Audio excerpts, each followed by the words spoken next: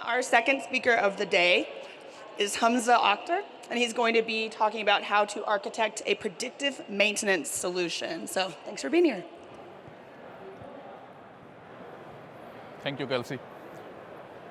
Good morning, everyone. Hope you can hear me all okay, and hope you're having a great time. My name is Hamza. I serve as the field CTO for manufacturing at MongoDB. And in this role, I work with the global manufacturers, automotive OEMs, or largest clients to solve their toughest challenges using data and AI. Today, we have a special session for you here. We're going to talk about how agentic systems enabled by MongoDB change the way we approach things like predictive maintenance. We'll talk about why predictive maintenance matters. We'll talk about how multi-agentic systems comes into the picture. And then we're going to double click on that and see how MongoDB gives you the right data foundation. And of course, fingers crossed, I'm going to run a live demo to show you the solution in action. And at the end of this session, I'll invite a dear friend from Accenture, Rajeev Kaul, up to the stage, and we're going to have a very interesting discussion. All right. So our story has 5 parts. We're going to start with the business need for predictive maintenance. And we will explore how multi-agentic systems can take us beyond traditional AI and machine learning and really enable the business value of predictive maintenance. We're going to see how we can implement such a system with MongoDB. We'll switch over to the live demo then, and then finally we'll have a fireside chat with Rajeev. So with that, let's get started. Manufacturers around the world know that unplanned downtime of the machines in their factory floors is one of the most expensive problems in operations. In some industries, this unplanned downtime can cost up to millions of dollars every hour. So that's a big issue, right? And traditional maintenance strategies fall short. For example, we can have reactive maintenance. Hey, this machine in my factory floor has stopped working. Let's try to fix it or replace the parts. And that's where the unplanned downtime starts, right? Or we can have preventive maintenance where we routinely try to maintain a machine or service a machine even if it's not needed. So that wastes resources. So what we need is to strike a balance in between and use something like predictive maintenance so that we can use real-time data to detect anomalies and then intervene early and only when it's needed. The problem is that most organizations don't yet have the systems in place to put everything in action to do this. So predictive maintenance is powered by data analysis tools that utilizes real-time data from equipment such as vibration patterns, temperature spikes, power usage to detect anomalies and then predict when a failure might happen and why is it happening.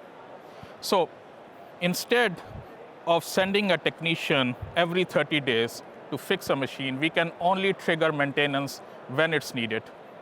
This leads to higher reliability, this leads to fewer emergency interventions, and of course, more efficient planning. The business case for predictive maintenance is clear, right? Every single study around the world that you can find on this topic will tell you that predictive maintenance is going to reduce costs because you're cutting unnecessary inspections, you're increasing uptime of your equipment in your factory floor, and you're also optimizing your spare parts inventory because you're only going to order spare parts for the equipment when it's needed, so just in time, instead of these parts sitting idle in warehouses and increasing your warehouse operational or costs. So in other words, predictive maintenance isn't just about reliability. It really improves profitability. Now, predictive maintenance isn't just one single step. Hey, I have this machine, I put sensors on it, I'm getting some vibration values, I'm getting temperature data, and now I know my machine is going to fail. Okay, so what? So it is a series of questions that we need to answer. First, of course, we want to know, is my machine or my asset going to fail or not? If it's going to fail, when is it going to fail? In 1 week from now? Tomorrow? In 1 month from now? When? And if it's going to fail, why is it failing? Why will it fail? So we have to find the root cause of the failure that's going to happen. Once we know that, we have to figure out, do I actually have all the resources to fix it or to replace the part? Do I have the right people on site? Do I need to fly in someone? Do I need to order parts? Or do I have them in my warehouse? And then finally, we need to know when is the best time to intervene? When should we schedule this maintenance? Because you have production operations running in a factory floor. You cannot just go in and stop a machine and try to fix it, like it's going to incur costs. So when is the best time to fix it? Each one of these questions map to a stage, from failure prediction to root cause identification to work order generation and to scheduling. A robust predictive maintenance solution must handle all of them, not just the first one. And the challenge is that the data that we need for every single stage, it's different. Early on, at the failure prediction part, we only may require just sensor data, some telemetry data coming in from the machines. So that's structured, that time series. Later, we need to pull in things like manuals, old work orders, maintenance logs, inventory data, staff availability, production schedule, maintenance schedule. Some of this data is structured, most of it isn't. It's unstructured. It's sitting in PDF files and so on. And that is why many predictive maintenance initiatives stall and never go beyond a pilot stage. Failure prediction isn't new. People have been doing it for many years. You put sensors on an equipment, you get patterns, you do analysis on them, do signal processing on them, and you sort of know when the equipment is going to fail, right? But the prediction is possible. The problem is this unstructured knowledge that's needed for all the next stages is just hard to connect to the real-time events that's happening on the factory. And let's be honest, today's workflows in manufacturing are fragmented. Knowledge is buried in PDF files and manuals. There's no real link between failure events that are happening and the historical fixes, or the link is very manually created. These systems like maintenance management systems, enterprise resource planning systems, or inventory systems may use different IDs for the same parts or of a machine. And work orders are often created manually, and there's a long approval chain. Finally, the maintenance scheduling is done in siloed spreadsheets. So these inefficiencies drive cost and risk, and that is exactly where we think that agentic AI can help. Right? So now the big question, how can actually agentic AI help in this situation to solve these challenges and to create that end-to-end predictive maintenance solution?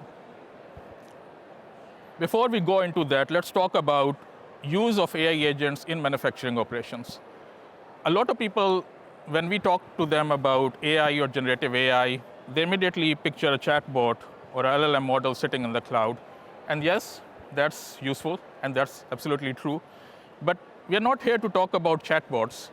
We're here to talk about AI agents that are running on operational data and are directly impacting production operations. So that's a different ballgame. I believe that running AI in a sandbox is simple. Integrating these agents with industrial protocols like Modbus, Profinet, these operational technologies, these legacy operational technologies that have been running in shop floor for many years, that's complex. And you not just need to connect and make the data flow and let the agent read this data, but you also need to make sure that there are strict security policies in place, governance models are in place, compliance is taken care of. The latency of LLMs can affect effectiveness of these operational AI agents. So we really need to think hard about the use case selection that we're going to use to put in the operations. And also, these agents that are now getting the data from not just machines, but also your unstructured data, they need access to an adaptable database for storing things like profiles. So each agent, imagine you have a multi-agentic system, each AI agent has a different task, so you'll have different profiles. Then, of course, they need memory, and they might need time series data from the sensors. Finally, once the system is in place and it's running, you want to make sure that it's not just an experiment. You need to have near zero downtime, you need to have resilience. That's essential. That's actually table stakes for industrial environments. And to me, these are 5 main reasons why it's so hard to get AI agents running into production environments for actual powerful operational use cases. So what can these agents actually do in operations? So if you think of them as digital co-workers, they can do things like they can manage multi-step tasks. They can help automate repetitive tasks. They can help us do task routing and collaboration between different business units within a manufacturing environment. And they can provide human-like reasoning.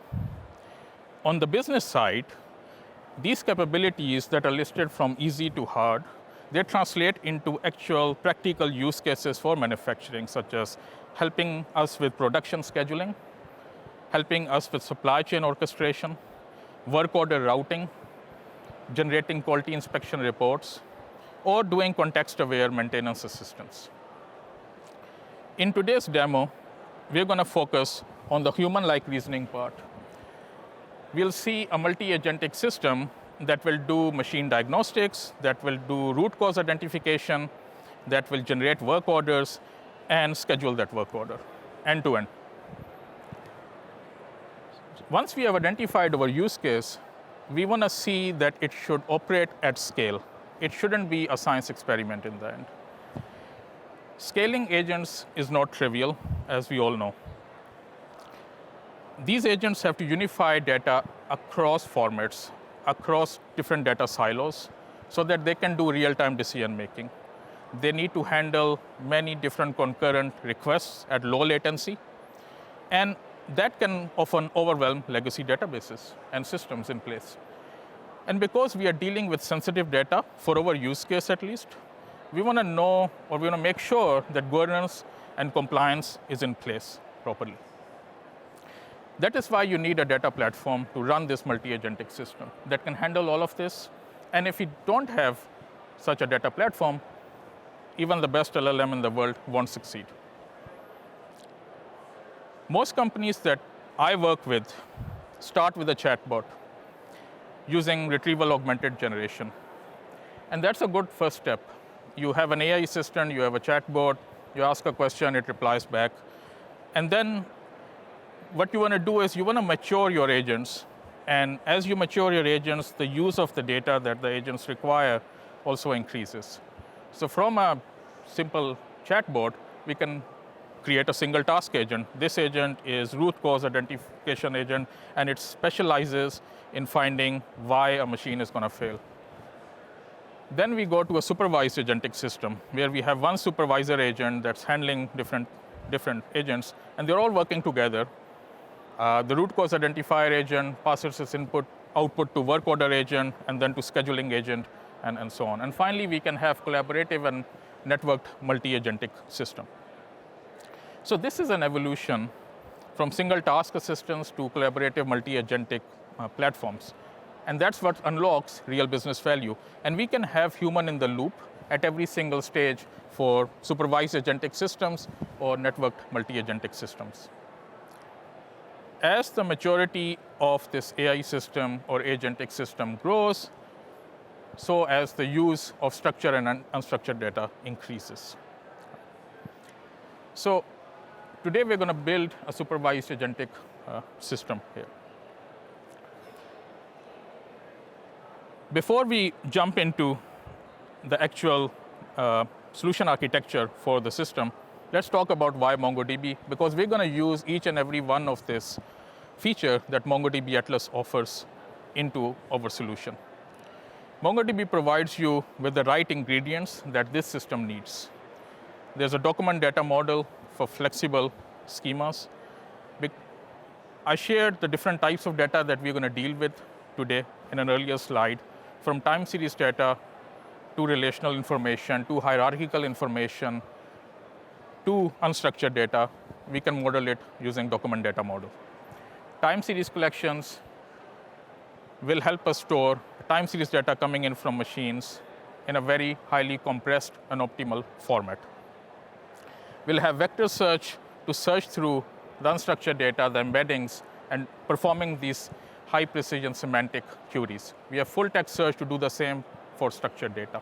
We have stream processing as part of MongoDB Atlas platform for real-time reactions. So the time series data comes in, passes through a stream processor. We can run an alert, we can call inference models, and then we can push the results into MongoDB and the raw data as well. And we have fine-grained security to meet compliance. You can enable auditing. You can even enable client-side field-level encryption. All of this, combined with best-in-class embedding models with Voyage AI, using MongoDB, we can ground these agents in truth for both structured and unstructured data at scale. So here you can see the overall system that we have built. So in this particular example, we have multiple agents that are orchestrated using LangGraph that we are using to orchestrate this multi-agentic system. I want to bring your attention to MongoDB, which serves as that agentic data layer that is connected to different data sources on the factory floor. It starts to receive telemetry data from the machines coming in, and then we are running stream processing to do failure prediction or anomaly detection. As stream processor runs, it will flag out alerts. Hey, something is going wrong, or something will go wrong with this particular machine based on this telemetry data. We store both telemetry data and alerts into MongoDB. So now we have time series data coming in. That's the first step. Once we have an alert, the whole multi-agentic system starts running. We have the first agent that actually creates an incident report. It passes its output to the work order agent to generate a work order. Hey, something is going wrong, generate a work order to fix it. And then we have the planning agent at the bottom, which will help us schedule this work order. MongoDB powers this agentic AI system by not just storing the time series data, but also the unstructured data such as the manuals, the old work orders, or any incident reports that are being generated. It also stores some relational information such as staff availability, inventory information, and production plan. It also acts as the memory for these AI agents, so it acts as a checkpointer. And you can use MongoDB as a checkpointer if you're using LangGraph and many other agentic AI tools. So it keeps track of what each agent is doing. And if for some reason the system is about to go down, the agents can resume their workflow from that checkpoint. At the bottom, we have tools. We have vector search, we have hybrid search, full text search, and aggregation framework. These tools are used by the AI agents to actually search through the data, to transform the data, to store the data, to retrieve the data. And then with the addition of Voyage AI and MongoDB, these embedding models can sit inside MongoDB Atlas, and you can use these to create embeddings of all this unstructured data that we're going to deal with today. So let's double-click on each and every agent in this system. We'll start with the telemetry data and the failure prediction part and how you can enable this. I'm going to show all of this in a series of diagrams so that you know that every single step in this particular workflow can be implemented on its own with MongoDB. So at the shop floor, the data is coming in from the machine. We can use a protocol translator to translate all of this industrial protocols into a standard that we want to work with, such as MQTT. The MQTT broker in the middle, the data is passed to MQTT through Kafka cluster into stream processor. Atlas stream processor, when you create a process, you can connect to a Kafka topic. So we are reading this data from the machine, this telemetry data, and we can call or invoke a trained machine learning model. So we have a machine learning inference running that is invoked by the stream processor. And that is generating alerts. So in MongoDB database in the middle, you'll see telemetry and alerts. We are storing both of that. And as alerts come in, we can send out these real-time alerts to users using MongoDB change streams on one of our partner solutions. We can also see the alerts using MongoDB Atlas charts, and we can do some batch analytics or move this data to a warehouse for long-running analytics. So just with this system, we are actually creating a unified namespace that is getting all the data from machines in different formats. We are standardizing it, we are storing it in MongoDB, and we are also storing the alerts associated with these MongoDB, this data. So now we have an alert. What do we do with that alert? And that's where the agentic system kicks in. So when an alert comes in, and you'll see an example of a document model of an alert on this left-hand side, the root cause analysis agent gets triggered. So this agent, what it does, it follows a predefined workflow, or it can generate its own using a chain of thought process. So what it will do is, it will look into the manuals, SOPs, old work orders. Hey, this alert happened before.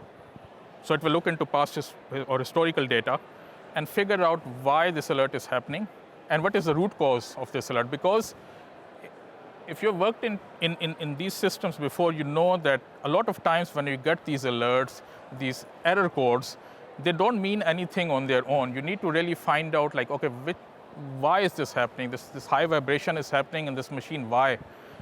And there is knowledge stored in previous data that we want to bring out here. So this is what this agent does. It searches manuals, it searches past work orders, it generates an incident report at the end. And it uses MongoDB vector search to search through the unstructured data, and in this case would be manuals, work orders, and old reports to actually generate an incident report. And the incident report will have the actual root cause of why this is happening and the instructions to fix it. So this incident report or diagnostic report, once it's created, it serves as the input to the next agent. But before we go to the next agent, let's take a pause here and look at how many different types of data we have dealt with so far. We started with machine telemetry. Then we generated alerts from that, and that alert served as an input to an agent, and that generated an incident report. All relevant data is stored in one database. It removes complexity. It is acting as the way an AI agent would consume this data, and that makes it so much simpler to build these applications with MongoDB. So you can have 3 collections, 2 time series collections with alerts and machine telemetry, and then you can have an incident reports collection storing all the incident reports. And you can also create embeddings of these incident reports so you can search through them using vector search. So now we have a report. The report says, hey, there's a potential tool wear, there's a misalignment, and that's why we have this high vibration or temperature alert. So what do we do with that? That's where the next agent comes in, which is our work order agent. So the work order agent also follows a workflow. It has to retrieve manuals. It has to look at bill of materials and old work orders, and it needs to generate a new work order. So it specifies things like duration of the fix. Hey, this mechanical misalignment or tool wear requires us to change the tool or to fix the misalignment. So what are the skill sets required? What is the material required? Of course, we'll need a new tool to replace the tool. So things like that. It will specify the required materials, the required skills, and other observations.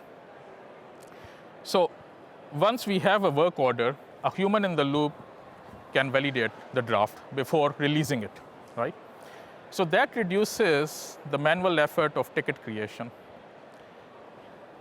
In a lot of cases, work orders are still created manually, and there are many old school legacy systems that are running, and we believe that such agentic AI system can really make a difference in operational use cases. Notice that none of these agents are chatbots. They are getting triggered based on operational data or an output of another agent. So again, now we have the work orders, so what do we do next? We need to schedule it. So that's where the planning agent, the last agent in our flow, comes in. The planning agent will take work order, and it knows what the current production and maintenance plan is. So one of the input to the planning agent is the production schedule. It will look into staff availability. Do we have the people to actually do this tool change? Who is going to do it? Do we have new tools, for example? And then it will schedule this work order. So it will look at all the constraints, and it will look at the priority of this work order, and then create a new production plan and input that work order into the production plan. And we can have a human in the loop here as well, right, to validate the production plan. And this ensures that we don't just fix the machine, we do it at the least disruptive time. This particular agent also uses a series of structured and unstructured data. It has a production plan, it has inventory info, it has staff availability, it has old work orders, and maintenance shift information. So what we have done here is we started with sensor data, and then slowly we started bringing in more and more complicated or complex data. And we ended up with a new production plan, which has those maintenance windows slotted. So now that you've seen how the architecture works, we're going to switch over to a live demo. And I'm going to show you this in action. So we're going to run this step by step. On the top, you see failure prediction, work order generation, and work order scheduling. So as I discussed, like the first agent is called root cause analysis agent. On this window, you see two small windows. The left-hand side is a simulator that I'm gonna generate some telemetry data. I have some controls to create alerts. And then on the right-hand side, I have an agent that will run when an alert comes in. So when I start the simulator, and you see data coming in, you see this is telemetry data. This is how MongoDB data is stored in MongoDB time series collection. We have a timestamp, we have some metadata like factory ID, production line, machine ID, and then we have vibration and temperature values, right? And you can add more fields, so it's very, very flexible. And as telemetry comes in, what I can do is I can invoke an alert. And you see how instant it was. This is the stream processor picks it up.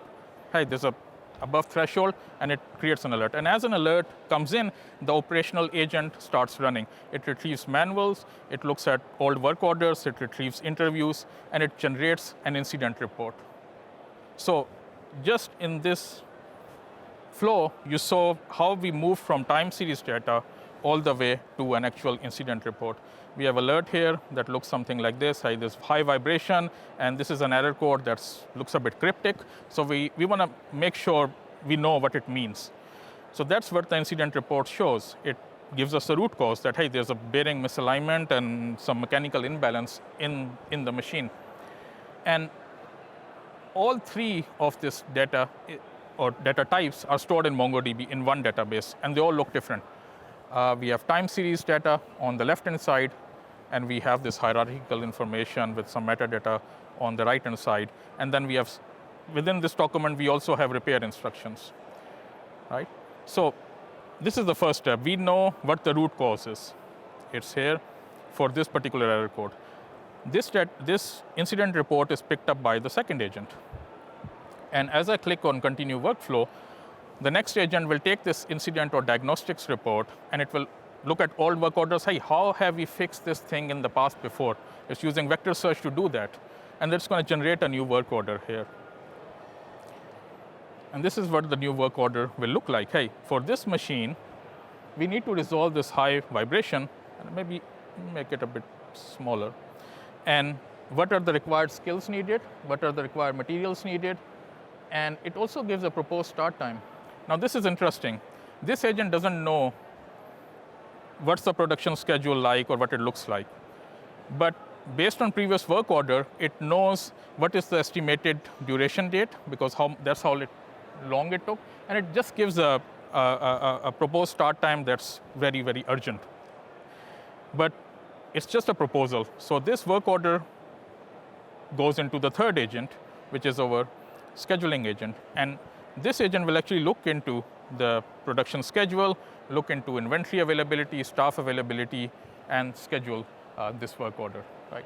And what it did here is it received this prompt, it looked at inventory, everything was available, looked at staff availability, Carlos was available with the required skill set. These are all structured data in MongoDB, and it scheduled a work order with this maintenance ID.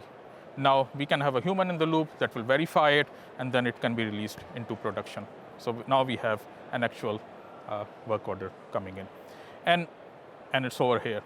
So you can see that it didn't immediately schedule it for today's date, because the calendar was kind of full, and it based on the priority and based on the alert, it added it to the next month. And we can, of course, make changes to it. So I hope you liked the demo. We can go back into the QR code slide now. So if you want to learn more, you can scan this QR code. It will take you to our blog about this solution. If you scroll down, there's a link to the GitHub repo, and you can use it to test this demo on your laptop with MongoDB Atlas, and then you can actually make changes to it, innovate.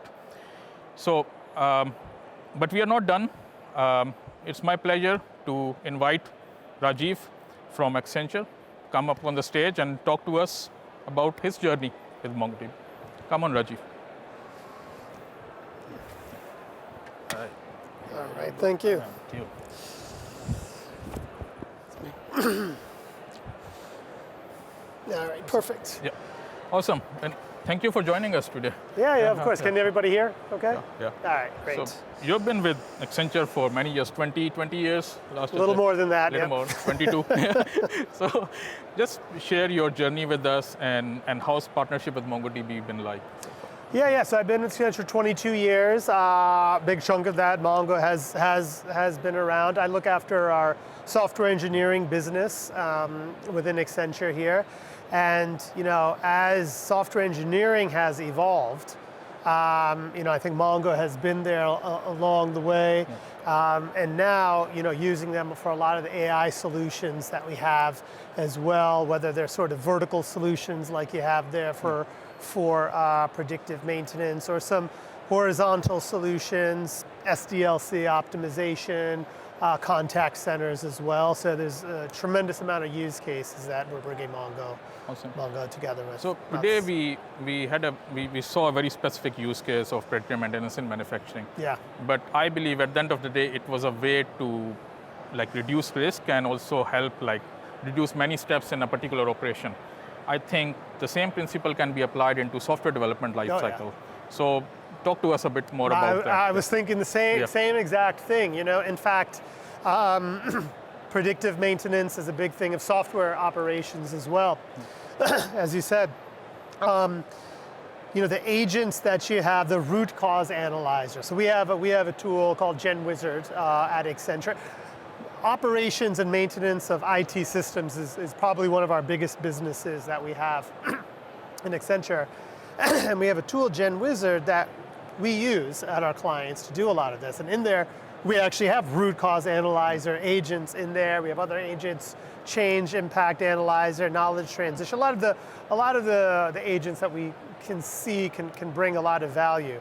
And it's very identical to what you're seeing out there, right? Which is that, let me triangulate the various data, kind of do what a person would be doing, analyzing, looking at the logs, comparing it to other knowledge and historical data that I have, using LLMs to help bring that together and come up with, hey, what is that root cause? And we've been able to significantly improve the speeds in which we can do that root cause analysis. And then subsequently, okay, if I need to do some change on top of that, let me do some analysis there as well. So it's very interesting how it's so similar to that. Nice. And I mean, a lot of times people that I've spoken to, they're concerned that, hey, we don't want to expose our code to these agents. We don't know where it's going to go.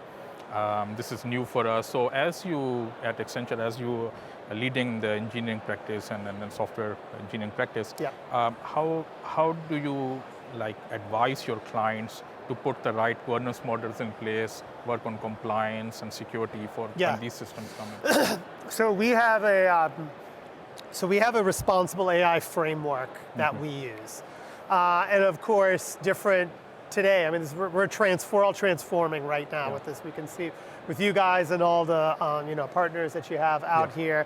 We're in the middle of this transformation in terms of how we build and run software, like true transformation. And people are at various stages of this journey, and frankly, various stages of comfort level, right? Okay. So what we do is we have this framework we use, but when you have, you have to get the right guardrails, you need to have the right transparency, make sure there's the right accountability with the people and with the systems. But what we encourage also is, you mentioned a very common concern is around, not only do I not want to put my code or any IP I may have at risk where somebody may have access to it. Another one that comes up a lot is, I don't want to generate code and have questions about my own IP in that code that's generated because of where it what was the source of that. And while you work through that, there is so many other opportunities to take advantage of it, right? Like, as we're talking about IP and code, but root cause analysis to fix issues, or even project planning, right? I mean, there's so many amazing opportunities to take advantage of building agents, introducing agents into your SDLC that are low risk, right? Keeping the human in the loop, like you talked about there, even reduces that risk further. But until you work with your organizations and get that level of comfort, start with some of the low risk areas, start to prove some of that out, and that helps bring the comfort level overall up. Oh, amazing. And I mean, as you advise the audience here today, what excites you the most in agentic AI in the next 3 to 5 years? Like, we have these SDLC use cases today. What excites you the most about the future, and how would you advise the audience to start, if they're at the start of their journey, how can they best make use of agentic AI for their operations? So first, what excites me the most, I think, I'll tell my team, and I spend all day on this, and I tell my family, hey, we're going to have 3-day work weeks here soon, right? So, I mean, the amount of productivity that we can get and the amount that we can create in a shorter amount of time, actually, I think it's taking a step back from the technology piece. Like, it's something that really, I think, can benefit everybody in terms of our overall work culture, that we have. So I'm truly excited about that. I don't know if 3-day work weeks are actually going to happen, but really, honestly, bringing some work-life balance where engineers, so working long hours, can actually have agents complete some of the tasks, while they sleep. Those are real-life use cases. Exactly. And sorry, the second question. The second was that how would you advise the audience here who are at the start of their journey? Some of them are some are pretty advanced. But if someone is at the start here, they're learning about AI agents, they have tested it in a sandbox, like on their laptop. Now, how can they? Can be any industry, your favorite industry. I think I've come to the event a few times. I think most of the crowd here are engineers. So keeping that in mind. Obviously your organizations have those guardrails that we talked about and are different places in the journey. Of course, you can do things on your own time and learning. The number one thing I would encourage, and probably coming to this session, you're probably already there a bit, is to get started and to encourage your organizations to get started. And don't wait. I mean, the pace in which this innovation is happening is incredible. I mean, it is absolutely, it's like nothing we've ever seen before. I mean, the way you architected that solution was great, but if it was 6 months ago, it may look completely different. And 6 months from now, it'll probably look completely different. Right? So the longer you wait, the harder it's going to be to catch up. So you want to jump on the train here, right? You want to get moving and be part of this, community that's moving forward here. For the community is broad, but I think for engineers, like everybody here, it's truly exciting. But you gotta get moving now. Don't wait. That's the number one advice I can give to folks. Awesome. Well, thank you so much, Rajeev, for your time and for sharing your insights. Rajeev, please, if you want to chat with Rajeev and get his insights from his immense practice that he's running at Accenture. Also, thank you so much. All right, Rajeev. thanks. Appreciate it. Thank you. Thank you. All right, thank you.